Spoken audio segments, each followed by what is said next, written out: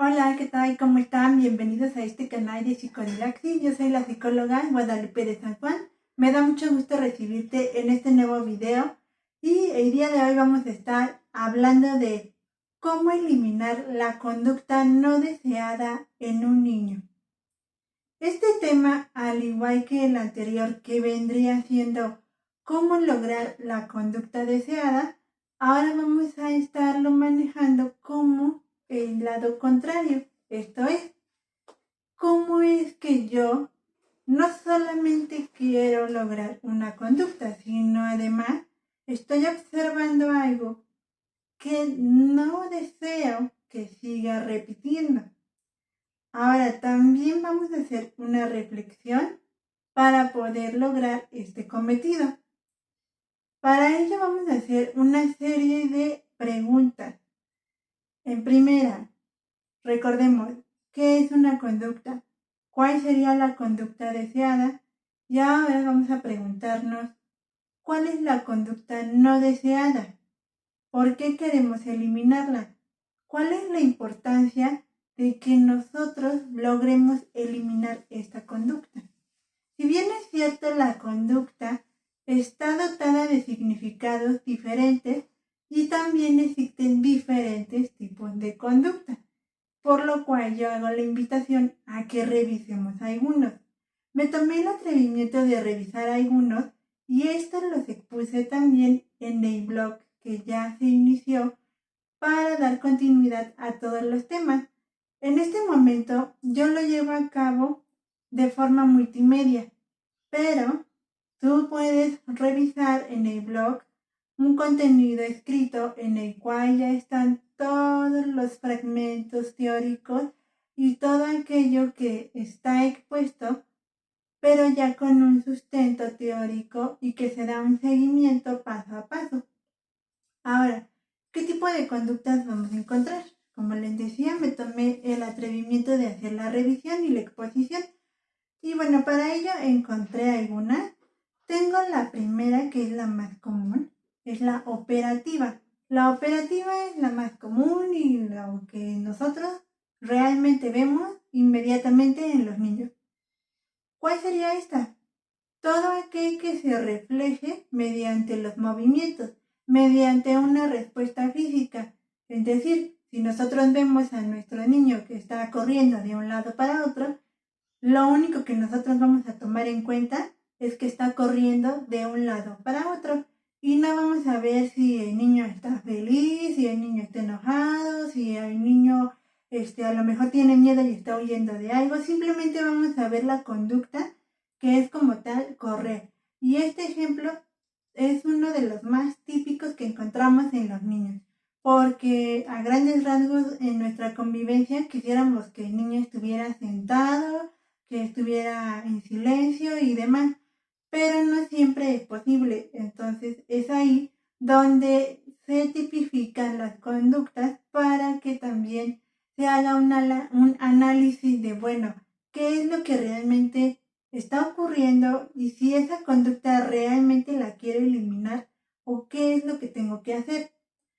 Bien, siguiente, tenemos una conducta afectiva.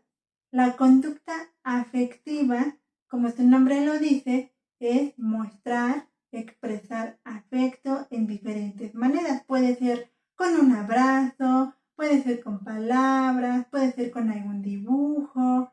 Entonces aquí también revisamos. A lo mejor ese niño puede ser que está siendo demasiado expresivo o a lo mejor su conducta no le favorece tanto a la hora de relacionarse interpersonalmente. ¿Qué pudiera ser en esta conducta la que perjudica? Porque recordemos que estamos hablando de eliminar la conducta. Ahora, también tenemos la conducta verbal, que esa también es una de las más comunes y que se puede observar en los niños. Por ejemplo, los niños generalmente pueden llegar a gritar, pueden llegar a manifestar palabras o términos que ni ellos mismos saben qué significa, pero ya lo están expresando. Entonces, ese es un ejemplo de cómo podríamos detectar determinada conducta, pero en el sentido verbal. Y nuevamente la revisión. ¿Qué de la conducta verbal queremos que se elimine? Aquí tenemos también una conducta adaptada o inadaptada. Aquí también quiero hacer un paréntesis porque muchas veces estamos como en ese centro de, bueno, está siguiendo una norma, está siguiendo un lineamiento y es ahí donde a veces nosotros empezamos a dar como esta etiqueta de, bueno, es que este niño es inadaptado por esto y por aquello y por el otro. Cuando muchas veces no nos damos como el tiempo de revisar, bueno, ¿qué significa ser inadaptado? En general, en términos de adaptado o inadaptado, estamos hablando de esas normas sociales, pero también en los adultos se aplican las normas jurídicas, que vendrían siendo aquellas que no nos favorecen, pero que estamos de cierta forma dañando a terceros. Y esto puede ser aplicable en muchos sentidos. Pero en el caso del niño es un poco más en el lado social, porque el niño pues al manifestar una conducta en la que a lo mejor es un niño que se aísla, por poner un ejemplo, o que a lo mejor está maltratando a un compañero, entonces ahí lo mismo, ya tenemos que revisar qué conducta es la que deseamos eliminar. Y lo voy a estar repitiendo cada vez que diga un tipo de conducta. Y la verdad es que para mí es importante que lo revisemos juntos. Y bueno, pues tenemos aquí conducta normal o bien anormal. Y esto también está referido respecto a una pauta de la conducta normal o no normal. Pero aquí también vendríamos hablando de qué es normal y qué no es normal. Para esto quiero ilustrar esto como una conducta que generalmente es muy común. Por ejemplo, escribir. Todo mundo tiene esa conducta. Es normal que todos escribamos en nuestra lengua, en nuestro contexto. Es normal que nosotros nos expresemos de forma escrita. Lo que no sería normal es encontrar a una persona o a un niño que esté comunicándose de otra forma que no sea escrita o que nunca haya desarrollado esta habilidad. Esto no sería como lo común, no sería lo normal en un niño. Ahora tenemos por el otro lado una conducta adquirida. Aquí esta es otra de las más comunes y que también viene siendo demasiado puntual en el momento que detectamos una conducta en el niño, porque de repente decimos, es que esta conducta nunca la había hecho. Esto no pasaba, ¿qué ocurre? Y puede ser, digo, aquí también la revisión puede ser una conducta buena, pero puede ser una conducta que no sea tan favorable. Y esto también va a depender mucho de tu criterio, de tus creencias y demás, porque quizás es una conducta nueva, es una conducta diferente, no es algo que le hayas enseñado, pero aquí lo que va a permitir identificar si la queremos eliminar o no es si está siendo dañina para este niño o para terceras personas o en general.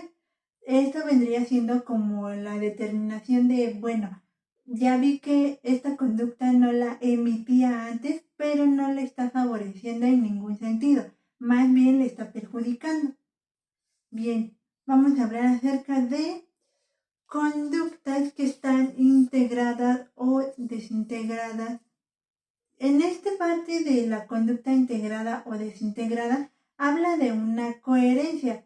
Esta coherencia refiriéndose a todo aquello que nosotros elaboramos y de acuerdo a lo que estamos haciendo, nos están indicando. Por ejemplo, no sería coherente que a lo mejor la maestra esté emitiendo la indicación de, bueno, van a saltar y después van a correr. Y a lo mejor el niño lo que hace es correr y luego saltar. O a lo mejor se acuesta y luego salta. No sé, es un ejemplo en el que podríamos detectar que no está siendo coherente y que no está siendo del todo integrativo a esa instrucción y no está emitiendo la conducta que en este caso debiera ser integrativa, que debiera ser coherente. Esta conducta que me parece interesante, que es la consuetudinaria. Esto es cuando está de acuerdo con los hábitos arraigados de la persona. Es decir, puede ser un niño o un adulto que a lo mejor está realizando alguna conducta que está como fuera de lo que ha aprendido y que le parece interesante o que le parece positivo, que lo aprueba y dice, bueno, esto me parece bien y por lo tanto yo lo voy a hacer. Y quizás también lo hacen los niños, no necesariamente pensando, sí, estoy súper de acuerdo y apruebo esta conducta. No, sino que dicen, bueno, estoy en que me gusta, me agrada, me divierte y lo imita. Y quizás no es consciente de esta imitación. Entonces es ahí donde también tenemos que revisar qué tipo de conducta empieza a integrar. Pero en este caso viene siendo como la parte de divertido, de la parte del me genera un placer, pero no sé si esto me está ayudando o me está perjudicando.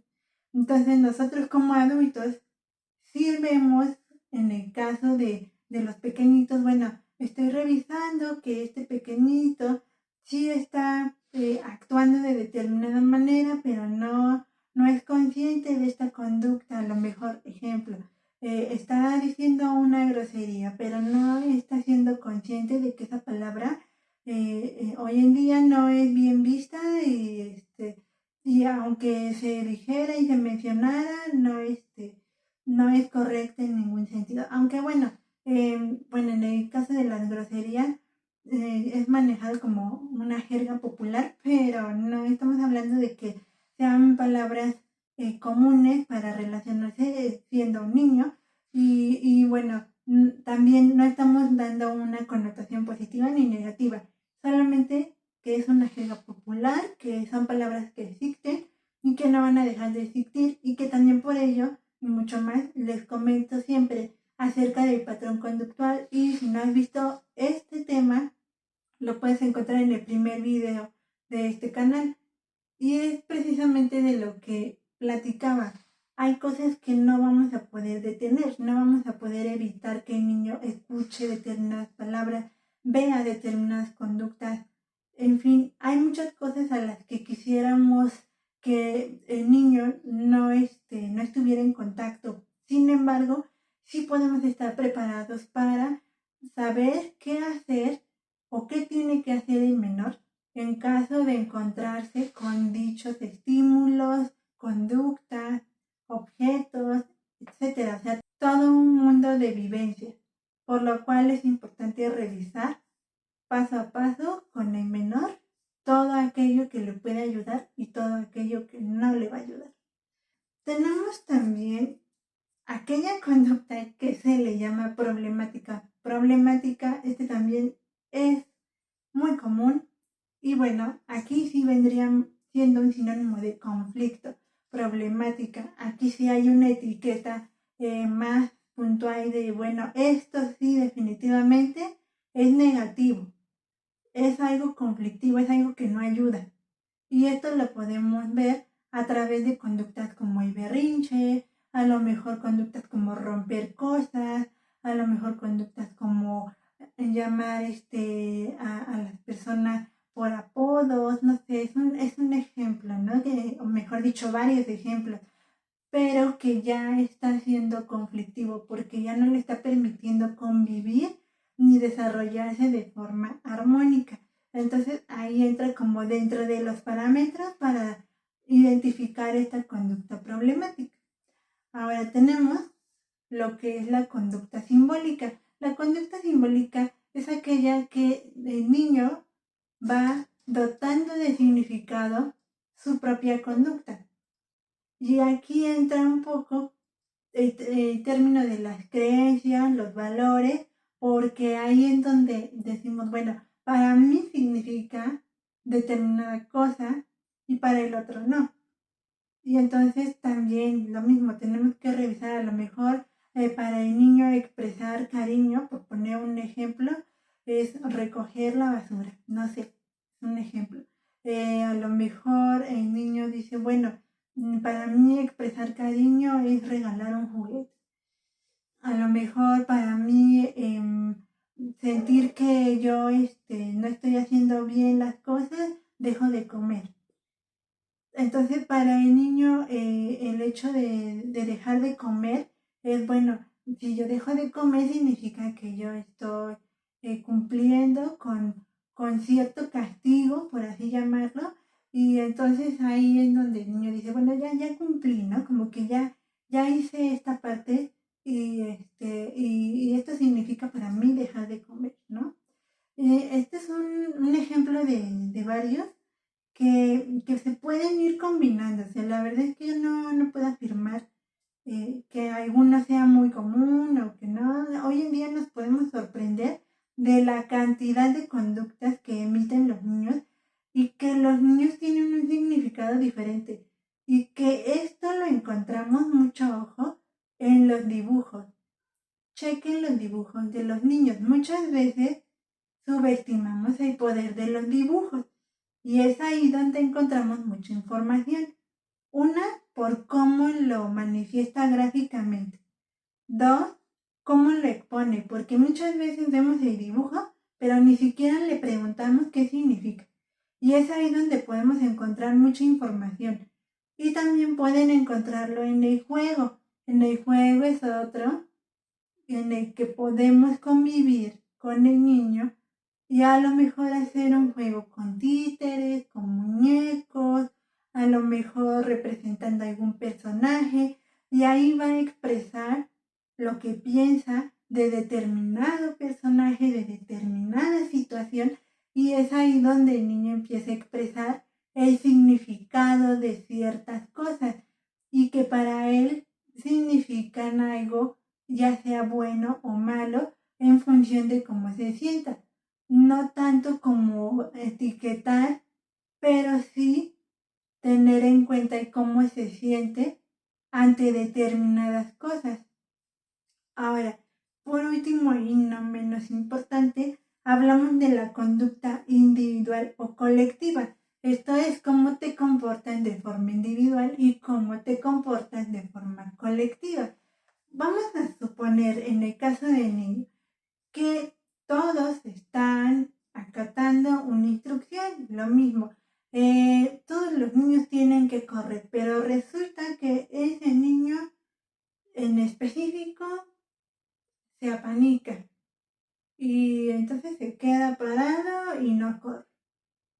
Entonces, a lo mejor aquí sí detectamos que se apanicó, pero vamos a pensar que no se apanicó, que no emitió ninguna emoción, ninguna reacción que nos pudiera dar indicio de por qué, pero sí emitió una conducta que también va de la mano con la conducta operativa. La diferencia es que aquí estamos revisando cómo se comporta de forma individual y cómo puede ser de forma grupal porque pues los niños en general siguen una indicación y todos siguen como la misma conducta, ¿no? La misma ruta.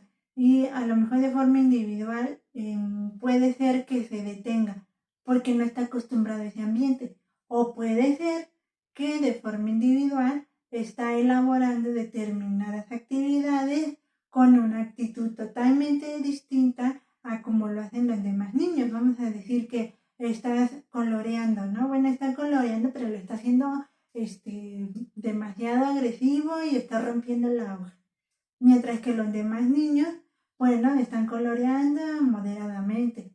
A lo mejor ahí se hace un trabajo individual o a lo mejor en un trabajo en equipo puede ser que sea un niño muy comunicativo, muy lindo, pero al momento de trabajar individual es todo lo contrario. Entonces, ahí es donde se tiene que revisar. Hay varias cosas que se tienen que tener en cuenta al momento de querer eliminar una conducta, porque yo podría decir, bueno, elimínalo de esta forma y de esta. Pero si ustedes no tienen claro qué conducta desean eliminar y si realmente quieren eliminarla o si realmente perjudica al niño, entonces de nada va a servir que yo dé técnicas para que el niño pueda eliminar estas conductas. ¿Por qué? Porque se pueden eliminar, pero a largo plazo puede ser que las quieran de regreso o puede ser que las subestimen y que piensen que no va a ser funcional en la vida del niño. Y puede ser que estén pasando desapercibidos algunas conductas que de repente encontramos, pero decimos es normal o se le va a pasar. Y ese es el gran error de muchos, que pensamos que es pasajero, que esto es espontáneo y hasta nos puede causar un poco de gracia en algunos casos. Y no pongo en duda que por la edad y toda esta inocencia, pues sí nos causa una gracia, pero también debe ser importante tener en cuenta que estamos a cargo de, no olvidemos que no solamente por ser padre de familia, responsable o estés perteneciendo en ese núcleo familiar, sino si también me está viendo el doctor, la terapeuta, la maestra, etcétera. Quien esté en contacto con el niño también tiene que tomar en cuenta todas estas pautas, porque también está en revisar si la conducta que deseamos eliminar, por ejemplo, supongamos que es una maestra la que dice, bueno, es que quiero eliminar que el niño esté corriendo, ¿no? Pero bueno, ya nos cuestionamos por qué está corriendo. Si a lo mejor el niño tiene ansiedad, a lo mejor el niño está huyendo de algo, a lo mejor el niño tiene que canalizar su energía corriendo, pero de inmediato hace las actividades bien. Vamos a revisar qué funciona mejor. Y a lo mejor en ese punto de hablar con los padres de familia decimos, bueno, es que ya estoy trabajando para que deje de correr. Y a lo mejor los padres de familia dicen, bueno, es que a él le gusta correr, a él le ayuda mucho correr, a él le motiva mucho y cuando él termina, él realiza sus actividades completamente bien y en tiempo y forma. Entonces ahí es donde tenemos que revisar. Y por el otro lado también sabemos que hay un contexto, que hay un lugar, que no en todos los lugares se puede correr, también es cierto. Pero por ello es que se tiene que trabajar paulatinamente para que se le dé a entender al niño el porqué de las cosas. Y es por ello que siempre le digo, hay que cuestionar, hay que hacer que el niño lo reflexione, porque es muy fácil decir no corras, pero si el niño no entiende por qué no tiene que correr, pues de la misma forma estamos cayendo como en esta parte de estructurar un pensamiento que puede ser erróneo a largo plazo. Por ello es importante cuestionar al niño. Y ya les platiqué algunas de las formas en que pueden acercarse al niño. Pero también puede ser directo. A lo mejor es una persona que le genera confianza. Adelante. Eso sí lo podemos hacer. Bueno, le podemos preguntar directamente y demás.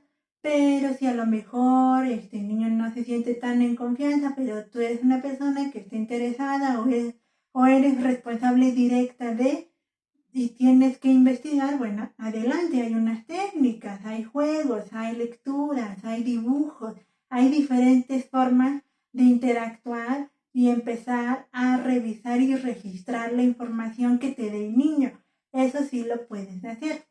Entonces, bueno, esto sería la generalidad y por ello me era importante. Ahora, ¿cómo lograr que el niño elimine la conducta no deseada? Bueno, para ello voy a poner un paréntesis, voy a abordar algunos ejemplos, pero en el siguiente video voy a ser específica en una técnica, digámoslo vivencial, digámoslo ya más puntual en cuanto a cómo aplicarlo, porque muchas veces se dan los ejemplos, pero al momento de aplicarlo a veces no nos funciona del todo. Y en el siguiente video voy a explicar cómo manejarlo, porque también es importante revisar cómo es el niño, cómo es su personalidad y demás. Pero bueno, no me quiero adelantar mucho. En el caso de cómo eliminar la conducta no deseada, voy a mencionar algunos conceptos que también mencioné, pero en el video pasado como un reforzamiento positivo. Ahora voy a hablar acerca de lo que es el reforzamiento negativo y el reforzamiento diferencial. Voy a citar estas dos y en general son como las que hoy en día me atrevo a decir que queremos escuchar, porque anteriormente se manejaba la palabra castigo y no es que deje de existir la palabra castigo y no es que nunca jamás la va a escuchar el niño. Ya les he comentado que probablemente en algún momento lo va a escuchar. También es importante hacerles ver que estos conceptos tienen ya un origen teórico. No es tanto que porque diga yo, que porque lo decía la maestra, el director o porque lo decían nuestros padres de familia. No, esto ya tiene un sustento teórico, se manejaba. Aquí lo importante sería revisar qué tipo de castigos. Pero en esta ocasión no voy a ahondar mucho en el castigo porque es algo que también se ha trabajado mucho, porque es precisamente por este tipo de castigos por el cual se va disminuyendo y va reduciendo el impacto hoy en día en las nuevas generaciones. Y lo digo porque hoy en día difícilmente en la escuela o padres de familia van a mencionar esta palabra. Y también es importante o es prioridad analizar el por qué impactó tanto en las generaciones anteriores. Y es lo que les mencionaba en el primer video. En las generaciones de antes se manejaban de determinadas maneras. Decimos, no lo queremos repetir, pero ¿quién se quedó con el conflicto? La persona que lo vivió y no quiere que se repita en las nuevas generaciones. Y bueno, la verdad es que aquí sí es importante revisar y sí es, vaya, que el castigo debe ser dotado de un significado coherente, justo, pero pues lamentablemente no ha sido el caso en generaciones anteriores. Aquí no hablamos de suavizar las cosas como lo han manejado, como hoy en día describen generación de cristal y demás. No es exactamente que sea suavizar o decir ya no hay que hacer nada, sino que se respeten los derechos. Eso es lo principal, que se respeten los derechos, que no haya violencia, que no haya maltrato físico o verbal. Y bueno, esto sería la generalidad de castigo, pero bueno, no lo voy a manejar en este momento. Voy a manejar el reforzamiento negativo y el reforzamiento diferencial. El reforzamiento negativo vendría manejándose cuando el niño está emitiendo una conducta no deseada, pero en el momento que vemos que ya no está siendo funcional o que ya no es correcto ante determinado contexto, lo que se hace es sí aplicar una amonestación, sí aplicar una suspensión, una forma de decirle al niño, bueno, estás cometiendo esta falta, ejemplo, ¿no? Vamos a suponer que hace un berrinche. Bueno, entonces vas a limpiar la mesa, ¿no? Porque aparte de que tiraste el agua, me estás haciendo el berrinche. Es un ejemplo.